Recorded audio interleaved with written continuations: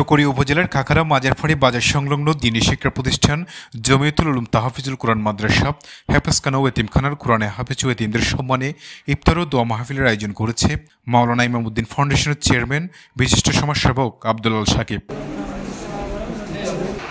বুধবার 11 রমজান উক্ত ইফতার মাহফিলের সভাপতিত্ব করেন অত্র মাদ্রাসার প্রতিষ্ঠাতা পরিচালক অন্ধ হাফেজ মাওলানা মোহাম্মদ জাহেদ হোসেন। এ সময় প্রধান অতিথির গুরুত্বপূর্ণ তাৎপর্য আলোচনা করেন আব্দুল আল সাকিব।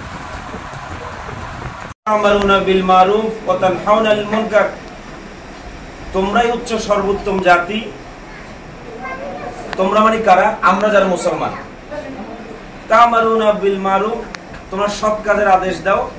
ওয়া তানহাউনা আনিল মুনকার, সমস্ত অসৎ কাজে বাধা প্রদান করো।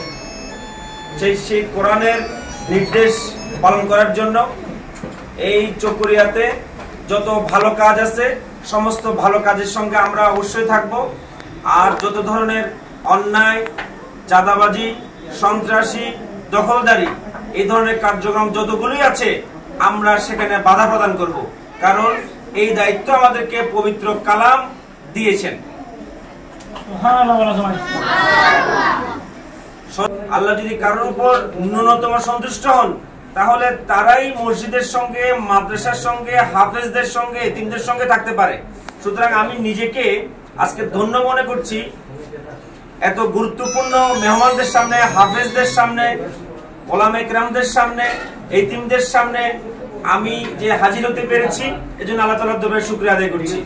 ইফতার মাহফিলে আরও উপস্থিত ছিলেন চকরিয়া সাধারণ শিক্ষার্থী সংসদের সভাপতি কাইরুল হাসান, সাধারণ সম্পাদক জয়নব সাকিল সানি ও চকরিয়া উপজেলা নাগরিক কমিটির প্রতিনিধি সাজ্জাদ হোসেন এবং অত্র মাদ্রাসার সম্মানিত শিক্ষক ও শিক্ষার্থীগণ। পরে দোয়া ও মোনাজাত পরিচালনা করেন মাওলানা অন্ধ হাফেজ জাহেদ হোসেন। শফিল করিম সবুজ, চকরিয়া এক্সপ্রেস, নিউজ ডেস্ক।